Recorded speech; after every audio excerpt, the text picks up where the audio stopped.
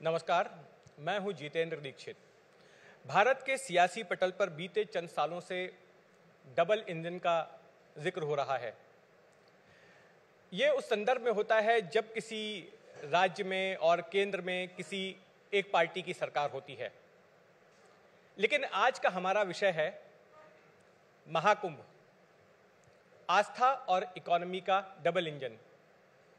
यानी कि हम आज बात सियासत की नहीं कर रहे हैं, आज हम बात कर रहे हैं आस्था की, आस्था के एक सबसे बड़े महापर्व की, जो कि हमारे देश में होने जा रहा है। तो इस सिलसिले में बातचीत करने के लिए हमारे साथ खास मेहमान मौजूद हैं। मंगल प्रभात लोढ़ा जी। मंगल प्रभात लोढ़ा जी का मैं आपको परिचय करवा दूं। महाराष्ट्र सरकार में मंगल प्रभात लोढ़ा जी स्किल डेवलपमेंट और एंटरप्रेन्योरशिप के मंत्री हैं। इससे पहले वो महाराष्ट्र में पर्यटन मंत्री भी रह चुके हैं। बीजेपी के दिग्गज नेता रहे हैं। पूर्व में ये मुंबई बीजेपी के अध्यक्ष रह चुके हैं। मुंबई के मलाबार हिल इलाके से विधायक रहे हैं। तो इनसे हमारी ये बातचीत होगी और इनसे हम समझने की कोशिश करेंगे कि आखिर आस्था और अर्थव्यवस्था में किस तरह का रिश्ता है, किस तरह का संबंध है। लोढ़ा जी, स्वागत है।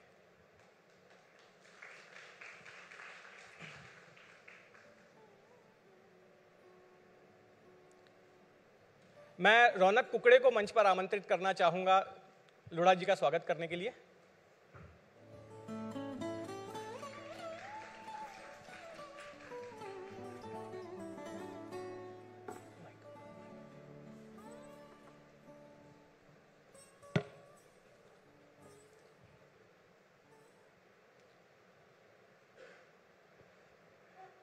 लोढ़ा जी, स्वागत है आपका। एक बात बताइए, कुंभ जैसे आयोजन के जरिए जो है किस तरह का प्रभाव केंद्र की या फिर राज्य की अर्थव्यवस्था पर पड़ता है, ये आपसे समझना चाहेंगे। नहीं, कार्यक्रम की शुरुआत में तो मैं सबसे पहले एनडीटीवी का, उनके मैनेजमेंट का, उनकी एडिटोरियल टीम का, सबका इस बात के लिए अभिनंदन करना चाहता हूं कि आपने एक बहुत अच्छा प्रासंगिक समयानुकूल विषय चुना है।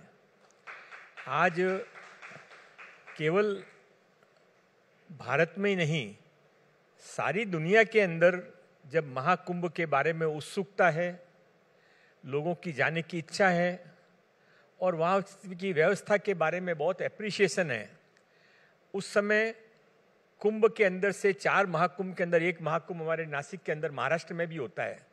महाराष्ट्र संतों की स्थान है, महाराष्ट्र धार्मिक राजधानी है और ऐसे स्थान के ऊपर आपने ये विषय आज एक लोगों के सामने लाकर महाराष्ट्र के लोगों का इस महाकुंभ के अंदर जो इन्वॉल्वमेंट है और आने वाले समय में उनके इस महाकुंभ के प्रति उत्सुकता और सबके दर्शन करने की भावना को और बढ़ावा दिया है। मैं एनडीटीवी का बहुत बहुत हृदय से अभिनंदन करना चाहता हूँ।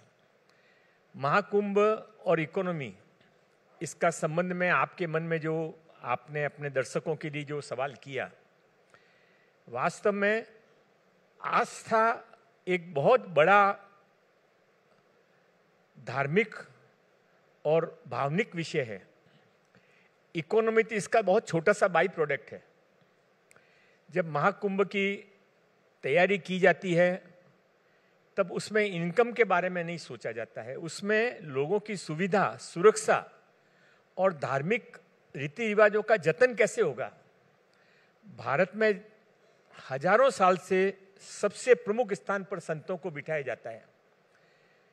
हमको सबको मालूम है, रामचरितमानस के अंदर पढ़ते हैं, हम देखते हैं कि राजा भी अपने पुत्रों को, बच्चों को ऋषियों के पास शिक्षण के लिए भेजते थे और जब ऋषि आते थे तो राजा स्वयं खड़े हो जाते थे। उसी परंपरा के अंदर महाकुंभ के अंदर सारे देश के ऋषि मुनि, सन्यासी, साधु, अखाड़े सब वहां पर आ रहे हैं और ऐसे समय के अंदर उनकी सेवा करते हुए, उनकी सुविधा का ध्यान रखते हुए और उससे ज्यादा इसके पीछे जो सारे धार्मिक विषय शामिल हैं, महाकुंभ होएगा, महाकुंभ होकर खत्म हो जाएगा कार्यक्रम, क्या केवल एक याद के रूप में अपनी वो छाप छोड़ के जाएगा, या धार्मिक उत्थान, धार्मिक मूल्यों की पुनरावृत्ति, धार्मिक रीति रिवाजों का आने वाली पीढ़ी तक पहुंचाने का काम भी ये महाकुंभ करेगा। और जहां तक इकोनॉमी के रिवाइवल का सवाल है, हर अच्छे काम को भगवान अपने आप आशीर्वाद देता है।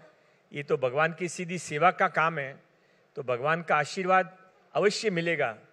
और उत्तर प्रदेश के अंदर जो ये महाकुंभ हो रहा है और जिसके प्रणेता हमारे देश के प्रधानमंत्री, यशस्वी प्रधानमंत्री माननीय नरेंद्र भाई मोदी जी हैं, उनके मन में हर समय पुराने के साथ में नूतन, धार्मिक संस्कारों के साथ में इकोनॉमी का विकास, एक तरफ जहाँ धर्म की पालना हो वहाँ दूसरी तरफ रोजगार भी मिले, ये जो बहुत अद्भुत मिलन उनकी सोच में हर समय रहता है, इसका लाभ इस महाकुंभ के अंदर केवल उत्तर प्रदेश को नहीं, प्रयागराज को नहीं, सारे भारत को होगा।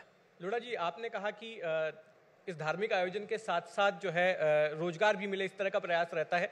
आप महाराष्ट्र सरकार में स्किल डेवलपमेंट मिनिस्टर हैं, तो ये बताइए कि क्या इस तरह की कोई योजना है कुंभ को लेकर? अभी जो आने वाले 2 साल बाद महाराष्ट्र में सिंहस्थ कुंभ होने वाला है, या फिर अभी जो कुंभ हो रहा है प्रयाग में, तो उसको लेकर क्या किसी तरह की योजना आपने बनाई है कि किस तरह से स्किल डेवलपमेंट को जो है इस आयोजन के साथ जोड़ा जाए?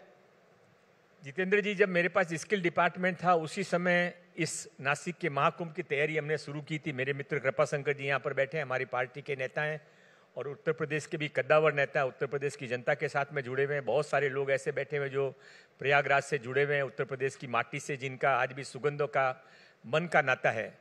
तो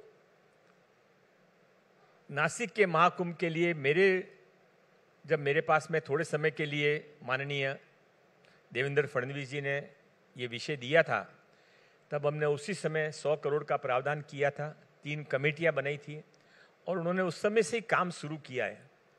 क्योंकि इसके पहले भी जब महाराष्ट्र के अंदर नासिक में महाकुंभ हुआ था तो यादगार महाकुंभ हुआ था जी, बिल्कुल। और हर नया कीर्तिमान इसीलिए स्थापित किया जाता है कि आने वाले समय में उस कीर्तिमान को और कोई तोड़ने वाला तैयार हो। तो जब 2026 का महाकुंभ होगा नासिक का 27 में, तो 2015 से भी बहुत आगे जाएगा। और इस बार जो प्रयागराज में महाकुंभ हो रहा है उसके जानकारी के लेकर, उसकी व्यवस्था को लेकर, उसमें लोगों की सुविधाओं को लेकर और धार्मिक सब रीति रिवाजों को लेकर हमारी सरकार की तरफ से पूरी जानकारी रखी जा रही है। उस सब का उपयोग नासिक में महाकुंभ के समय तक किया जाएगा। लोढ़ा जी, जो 4 शहर जहां पर कुंभ का आयोजन होता है उनमें से नासिक त्र्यंबकेश्वर भी है। आप ये बताइए कि अगर किसी शहर में इस तरह का आयोजन होता है इतने बड़े पैमाने पर, जहां पर देश और दुनिया के लोग आते हैं, जो कई दिनों तक चलता है, तो ऐसा आयोजन क्या उस शहर के लिए बोझ साबित होता है, उस शहर की व्यवस्थाओं पर एक दबाव पैदा करता है, या फिर ये उस शहर के लिए एक अपॉर्चुनिटी होती है, एक मौका होता है अपने आप को विकसित करने का, वहां पर विकास कार्यों को आगे बढ़ाने का? 2 तरीके से इसको समझने की जरूरत है। एक तो इसका कंपैरिजन आप करिए जब दुनिया में ओलंपिक्स होते हैं तो जी, अपने यहाँ दिल्ली में एशियन गेम हुए तब, तो उस समय बहुत बड़ी तैयारी होती है, सारे शहर को नया बनाया जाता है, सब व्यवस्थाएं खड़ी होती है, ओलंपिक होके चला जाता है, एशियन गेम खत्म हो जाता है, उसके बाद उस शहर का जो विकास होता है वो परमानेंट हो जाता है। दिल्ली उसका उदाहरण है। दिल्ली में जब एशियन गेम्स हुआ था उस समय जो ब्रिजेस बने थे, उस समय जो स्टेडियम बने थे, उस समय जो खेलने के मैदान बने थे, रहने की व्यवस्थाएं बनी थी, वो वहाँ तक सीमित नहीं रहा। वहाँ दिल्ली को उसके बाद रोजगार भी मिला, दिल्ली के अंदर पॉल्यूशन भी कम हुआ, दिल्ली का ट्रैफिक भी कम हुआ, और दिल्ली आज एक ऐसा शहर बन गया कि जहाँ आकर देख सकते हैं नासिक जैसी जगह। इसके बाद आने वाले समय में जो कुंभ महाकुंभ के नाम पर 1927 में विकास काम होगा वो टेम्परेरी नहीं होगा, सब कुछ परमानेंट होगा। और माननीय देवेंद्र फडणवीस जी के मुख्यमंत्री काल के अंदर, चूंकि उनकी जो दूरदृष्टि है, उसमें हम देखेंगे कि जैसे आज हम महाकुंभ को देखने के लिए प्रयागराज स्टडी करने के लिए जा रहे हैं, 2027 के महाराष्ट्र के महाकुंभ को देखने के लिए सारी दुनिया के लोग, केवल महाकुंभ वाले भी नहीं है, जिनको भी कोई बड़ा प्रोग्राम करना होता है वो यहाँ पर आएंगे। और जैसा कि मैं आपको बता रहा था कि यह एक और उदाहरण इसके साथ में जोड़ना चाहिए कि महाकुंभ या कुंभ होने के बाद में क्या उस शहर के लोगों को तकलीफ होती है, ऐसा आपका प्रश्न था जितेंद्र जी? मेरा ये प्रश्न था कि क्या उस शहर की व्यवस्थाओं पर क्या दबाव आता है? दबाव आता है, व्यवस्थाओं की तरफ दबाव आता है, पर दबाव अच्छे के लिए आता है। इसको आप ऐसे कंपेयर करिए कि अभी गांव में शादी होती है, आप और हम भी कोई न कोई गांव से यहाँ पर आए हुए हैं, तो आज से 10, 15, 20 साल पहले की कल्पना करिए, गांव की शादी होती थी तो गांव में दबाव नहीं आता था, भली बहुत बड़ी बारात आ जाए, सारा गांव उसको, गांव मेरे किसी की बेटी की शादी है तो मेरे गांव की बेटी की शादी है, यह समझकर पूरा गांव उस शादी की तैयारी में लग जाता था और हर घर के अंदर उत्सव मनाया जाता था। वैसा ही महाकुंभ है। महाकुंभ नासिक के अंदर, त्र्यंबकेश्वर के अंदर जब होगा तो सारा शहर उसमें दबाव नहीं, आनंद महसूस करेगा और सब उसके अंदर एक बड़े जन आंदोलन के रूप में, जन सेवा के रूप में, जन भक्ति के रूप में शामिल होंगे। लोढ़ा जी, प्रयाग में जो कुंभ हो रहा है उसमें उम्मीद की जा रही है कि 40 करोड़ लोग तक आएंगे उसमें, और ना केवल भारत भर से बल्कि दुनिया भर से लोग आने वाले हैं। और ये जरूरी नहीं कि जो लोग वहां पर आ रहे हैं वो सिर्फ धार्मिक भावना से ही आ रहे हैं। कई लोग जो है इतने बड़े आयोजन को एक पर्यटक के तौर पर देखने के लिए भी पहुंच रहे हैं। हम सोशल मीडिया के जमाने में हैं, कई सारे लोग जो है उस पर वीडियोस बनाने के लिए, डॉक्यूमेंट्रीज बनाने के लिए पहुंचेंगे। तरह तरह के लोग वहां पर आने वाले हैं। ये तमाम ऐसी राज्य सरकारों के लिए ये आयोजन एक मौका भी है कि आपके राज्य में जो जो पर्यटन के स्थल हैं, पर्यटन के केंद्र हैं, उनको वहां पर शोकेस किया जाए, ताकि अगर कोई यूएस से आ रहा है या यूके से आ रहा है, अगर वो प्रयाग में जाता है तो उसको ये भी पता चले कि महाराष्ट्र में भी इतने सारे देखने के ठिकाने हैं, यहाँ पर घूमा जा सकता है, यहाँ पर पर्यटन के लिए जाया जा सकता है। तो क्या इसके लिए देवेंद्र फडणवीस की सरकार प्रयाग में किसी प्रकार का कोई इनिशिएटिव ले रही है ताकि महाराष्ट्र की जो सांस्कृतिक, जो ऐतिहासिक धरोहरें हैं, उनको वहां पर जो है शोकेस किया जाए, उनको वहां पर प्रदर्शित किया जाए, ताकि जो लोग कुंभ देखने आ रहे हैं प्रयाग, वो प्रेरित हो महाराष्ट्र में भी आने के लिए? नहीं, बहुत अच्छा सुझाव है आपका ये। और मुझे जहाँ तक जानकारी है, महाराष्ट्र में जो कुछ टूरिज्म के स्पॉट्स हैं और महाराष्ट्र में उससे ज़्यादा जो धार्मिक स्पॉट्स हैं, अष्टविनायक है, छत्रपति शिवाजी महाराज के 350 किले हैं, ये सारे जो स्थान हैं उन सब के बारे में वहाँ पर योग्य जानकारी प्रयागराज में दी गई है। और जैसा कि मैंने शुरू में ही कहा था कि एनडीटीवी केवल एक न्यूज़ चैनल नहीं है। एनडीटीवी अच्छे तरीके से सोचता है, देश का सोचता है। आप कॉमर्शियल कम हैं, आप अपना पत्रकार का रोल ज़्यादा करते हैं और इसीलिए आपके सुझावों के अंदर बहुत छुपा हुआ समाज हित भी रहता है। आपके आज जो आपने ये बताया है, इस विषय को योग्य स्थान पर ले जाकर जो कुछ इसमें और इम्प्रूवमेंट करने का चांस है, वो अगले 15 दिनों में माननीय देवेंद्र फडणवीस जी के नेतृत्व में करेंगे। और आपके पास मैं इसकी सूचना भी दूंगा कि वहाँ आने का ये फायदा हुआ कि वहाँ पर कुंभ के लोगों को महाराष्ट्र के बारे में अब ज़्यादा जानकारी दी जा रही है। ये सुनकर बड़ा अच्छा लगा Lodha ji, thank you for your kind words. अब आपसे एक सवाल इसी से जुड़ा हुआ ये है कि देखिए, प्रयाग में जब इतनी बड़ी तादाद में लोग आते हैं तो तमाम ब्रांड्स के लिए, तमाम कंपनियों के लिए एक मौका होता है अपने आप को उपभोक्ताओं के साथ में कनेक्ट करने का, ग्राहकों के साथ, लोगों के साथ कनेक्ट करने का। और हमने पिछले कुंभ में भी देखा, चाहे वो महाराष्ट्र में 2015 का सिंहस्थ कुंभ हो या फिर पिछला महाकुंभ हो, बड़े बड़े जो देसी या विदेशी कंपनियां होती हैं वो वहाँ पर अपने आप के मार्केटिंग के इनिशिएटिव्स लेती हैं, वहाँ पर तरह तरह के आयोजन रखती हैं। जैसे कि मेले का सुपरस्टार किसी एक कंपनी ने वहाँ पर प्रायोजन कर दिया था, और दूसरे तरह के खोया पाया केंद्र किसी ने स्पॉन्सर कर दिया। इस जैसे तमाम आयोजन जो है कुंभ के मौके पर होते हैं और बड़े बड़े ब्रांड्स जो है वो कुंभ में आते हैं। तो ऐसे ब्रांड्स को सिंहस्थ कुंभ से जोड़ने के लिए क्या महाराष्ट्र सरकार किसी तरह का कोई इनिशिएटिव ले रही है? नहीं, मैं माफ़ करिए, मैं फ़ोन बंद करना भूल गया था। तो ऐसा है कि कोई बड़ी कंपनियां वहाँ पर आए और अपनी मार्केटिंग करें, इसमें सुविधाएं बढ़ती हैं, पर कोई अनड्यू प्रॉफिट वहाँ पर किसी को लेने दिया जाया नहीं गया, इसके पहले भी नहीं गया और मन में भावना भी नहीं आती है। जब आदमी मंदिर के अंदर जाता है तो उसके मन में अपना आप ही कुछ पवित्रता आ जाती है। तो महाकुंभ के अंदर कोई अपना प्रोडक्ट भी यदि बेचने को जाएगा तो भी उसके मन के अंदर लोगों की सेवा का भाव ऑटोमेटिकली वहाँ के वातावरण के कारण आ जाएगा। और इसके लिए वहाँ पर बहुत ज़्यादा कोई कॉमर्शियली मिसयूज होगा ऐसा ना तो वहाँ पर माननीय मोदी जी के नेतृत्व में जो कुछ वहाँ पर कमेटियाँ बनी है, सिस्टम खड़ा हुआ है, माननीय मोदी जी ने बार बार उसका रिव्यू लिया है और योगी आदित्यनाथ जी भी उसके बारे में। मिसयूज की मैं बात नहीं कर रहा हूँ, हाँ यहाँ पर ये जो ब्रांड्स हैं उनको जोड़ने का, क्योंकि उसमें अल्टीमेटली सरकार का भी फायदा होगा। अभी एक सवाल जैसे मेरा ये है कि इतना खर्चा करती है सरकार अपनी ओर से कुंभ के इंफ्रास्ट्रक्चर को डेवलप करने के लिए, जिस शहर में हो रहा है कुंभ वहाँ पर तरह तरह के आयोजन के लिए, फॉर एग्जांपल सिक्योरिटी के लिए सीसीटीवी कैमरास लगाए जाएंगे, वहाँ पर सड़कें बनाई जाएंगी, वहाँ पर पार्किंग के लिए व्यवस्था की जाएगी, खान पान की साफ सफाई की व्यवस्था की जाएगी। सरकार की तरफ से जो है बड़ा इन्वेस्टमेंट किया जाता है। अब ऐसे में सरकार जो है इस खर्चे को, हो सकता है कि कई लोग, मैं कुछ आर्टिकल्स पढ़ रहा था जहां पर कि ये कहा गया कि सरकार भले ही खर्चा करती हो, लेकिन जब बड़े बड़े इस तरह की कंपनियां उससे जुड़ती हैं, इस तरह के नाम जुड़ते हैं, तो सरकार को रिटर्न ऑफ इन्वेस्टमेंट भी मिलता है। मैं उस सिलसिले में पूछ रहा हूँ। नहीं, देखिए, जब ये रोड के इंफ्रास्ट्रक्चर का खर्चा हो या सीसीटीवी का खर्चा हो, लाइटिंग का खर्चा हो, रहने के लिए व्यवस्थाओं का खर्चा हो, तो इसके बारे में जहाँ तक मेरी समझ है, सरकार रिटर्न पर्पस से ये सब नहीं करती है। सरकार सुविधाओं के लिए करती है, सरकार सुरक्षा के लिए करती है, और इसके लिए उसके अंदर से जो नॉर्मल चार्जेस होने चाहिए वो चार्जेस लिए भी जाते हैं। जैसे अयोध्या में जब भगवान श्री राम मंदिर के प्राण प्रतिष्ठा का विषय था, तो उस समय भी सारी व्यवस्थाएं की गई थी, लाखों लोगों की व्यवस्थाएं थी, पर उस समय भी कोई ये पर्पज़ नहीं था कि इसमें से कंपनियों को क्या अर्निंग होगी या कौन सी कंपनी को ज़्यादा अपना नाम करने को मिलेगा। मुझे लगता है कि हर एक के मन के अंदर कहीं कहीं राम होता है, इसलिए जब कंपनियां ऐसी आती हैं तो उनको नेचुरल पब्लिसिटी मिलती है, पर उनके मन में उससे ज़्यादा महाकुंभ के अंदर काम करने का हमको मिला, इसका उनके अंदर धन्यवाद का भाव ज़्यादा रहता है।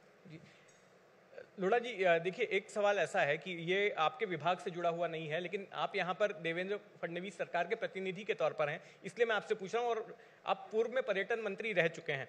अब जैसे कुंभ का आयोजन होता है 2027 में, 2 साल बाद महाराष्ट्र में कुंभ होगा, तो पिछला अनुभव ये रहा है कि जो लोग कुंभ के लिए आते हैं, त्र्यंबकेश्वर आए या नासिक आए, तो सिर्फ डुबकी लगाकर चले नहीं जाते हैं, और भी जगह आसपास कुछ दिन रुकते हैं, दूसरे ठिकानों पर भी जाते हैं, घूमते फिरते हैं। जैसे एग्जाम्पल के तौर पर मैं बता रहा हूं कि मैं एक रिपोर्ट पढ़ रहा था कि नासिक में कुंभ में डुबकी लगाने के बाद वहां पर नासिक में ही, आपको पता है नासिक इसलिए भी फेमस है कि बहुत सारे वाइन के रिसोर्ट्स वहां पर हैं, वो सारे भी कई दिनों के लिए फुल हो जाते हैं, तो फिर एक दूसरी तरह की डुबकी भी लगाई जाती है वहां पर। तो ये टूरिज्म को भी जो है साथ साथ, अपार्ट फ्रॉम इस रिलीजियस आयोजन के, टूरिज्म को भी बढ़ावा मिलता है। अलग अलग जगहों पर जो है पर्यटक जो आते हैं, जो श्रद्धालु आते हैं, वो बाद में दूसरे ठिकानों पर भी जाते हैं जो कि नॉन रिलीजियस भी होते हैं। तो उस दिशा में उसको देखते हुए क्या पर्यटन मंत्रालय की तरफ से तैयारियां की जा रही हैं? क्योंकि मैं अभी रिसर्च कर रहा था, तो उसमें पता चला कि अभी से ही वहां पर 12,000 तक पर नाइट के कमरे अभी बुक हो रहे हैं 2 साल बाद के लिए। अभी से ही उसकी बुकिंग शुरू हो चुकी है, और पर नाइट का रेट जो है 12,000 रुपये वहां पर हो रहा है। नहीं, इसमें जितेंद्र जी ऐसा है कि आपने जैसे कहा कि वो वाइन फार्म हाउस पे भी लोग जाते हैं, तो वाइन फार्म हाउस पे लोग वाइन पीने के लिए जाते हैं या एन्जॉयमेंट के लिए जाते हैं, ऐसा सच पूर्ण नहीं है। वो रहने की व्यवस्था के हिसाब से वहाँ पर जाते हैं। और नासिक चूँकि बहुत बड़ा शहर नहीं है, इसलिए जो सुविधाएं लोगों को जानकारी है उसकी बुकिंग करना और उसके अंदर अभी से अपनी व्यवस्था निश्चित करके रखना, इसमें कुछ गलत भी नहीं है। और मेरी ऐसी समझ है कि इस बार के नासिक के महाकुंभ में 2027 के अंदर इतना अच्छे तरीके से प्रबंध होगा कि लोगों को न केवल वो मिनी महाकुंभ नजर आएगा, बल्कि लोगों को एक बहुत अच्छा नया एक्सपीरियंस होगा, पूरा धार्मिक एक्सपीरियंस होगा। और उसके साथ में हमारी सरकार, माननीय देवेंद्र फडणवीस जी की सरकार, महाराष्ट्र के जितने भी टूरिस्ट सर्किट हैं, उन सारे टूरिस्ट सर्किट के अंदर वहाँ से टूर प्रोग्राम आयोजित करेगी।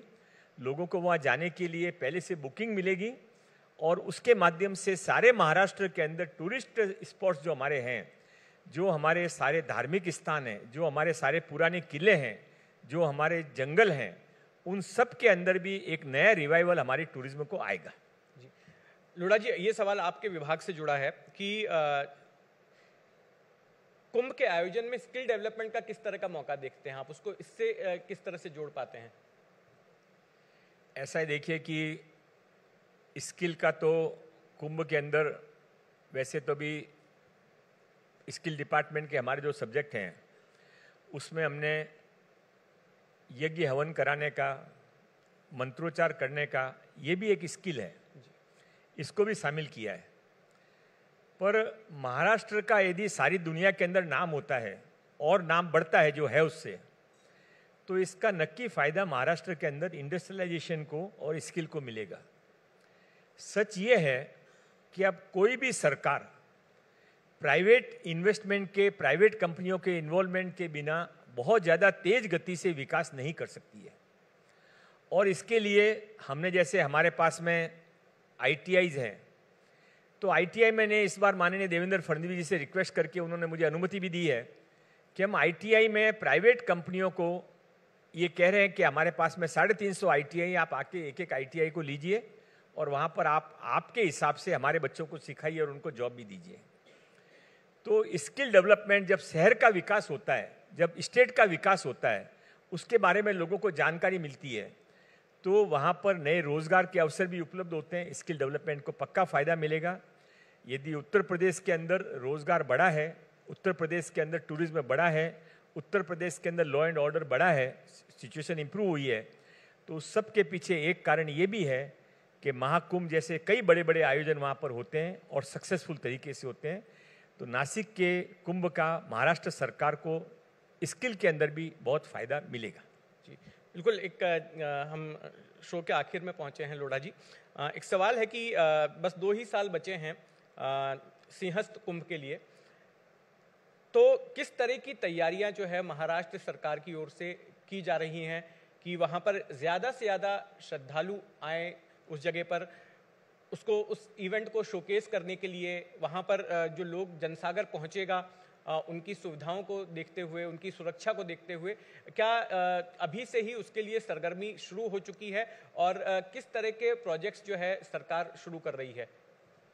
महाराष्ट्र सरकार ने एक स्टेट लेवल की कमेटी बनाई है, एक लोकल कमेटी बनाई है, 100 करोड़ का स्टार्ट में फंड दिया है और वहाँ पर सारा इंफ्रास्ट्रक्चर, ब्यूटिफिकेशन और सुरक्षा की दृष्टि से जो जो जरूरत होती है उस सब का काम का शुरुआत वहाँ पर करने का फर्स्ट स्टेज अभी आ गया है। पर मैं आपको ये विश्वास दिलाना चाहता हूँ, और चूंकि हम महाराष्ट्र में बैठे हैं, मुंबई के अंदर बैठे हैं, NDTV का भी यहाँ पर हेडक्वार्टर मुंबई के अंदर है, आपने भी हर मराठी भाषा में भी आपने अपना चैनल शुरू किया है, तो महाराष्ट्र के होने वाला 2027 का नासिक का कुंभ न भूतो न भविष्यतो, इतना अच्छे तरीके से उसकी व्यवस्था होगी। आज आप महाकुंभ में व्यवस्था देखने के लिए प्रयागराज जा रहे हैं, नासिक का महाकुंभ देखने के लिए सारा भारत और सारी दुनिया हमारे यहाँ पर आएगी और माननीय देवेंद्र फडणवीस जी स्वयं इसमें बहुत व्यक्तिगत ध्यान देकर इस आयोजन को, जो भी कोई आ रहा है वो मेरा गेस्ट है, उसका स्वागत, उसकी सुरक्षा, उसका अच्छी तरीके से सारी सुविधाएं करना, ये महाराष्ट्र सरकार की व्यक्तिगत जिम्मेदारी है। इस तरह का आपको हम अगले 1-1.5 साल के अंदर आप प्रोग्रेस होते हुए देखेंगे और जब महाकुंभ के शुरुआत का समय आएगा 2027, उसके पहले आपको पता पड़ेगा कि जितनी बुकिंग, जितनी लोगों की आने की उत्सुकता इस बार प्रयागराज में है, उससे ज़्यादा उत्सुकता इस बार नासिक के अंदर रहेगी। बिल्कुल, धन्यवाद लोढ़ा जी। आपने महाराष्ट्र सरकार की तरफ से प्रयाग के कुंभ को लेकर और उसके साथ साथ 2 साल बाद जो महाराष्ट्र में सिंहस्थ कुंभ होने वाला है नासिक और त्र्यंबकेश्वर में, उसको लेकर तैयारियों के बारे में हमें जानकारी दी। बहुत बहुत शुक्रिया आपका।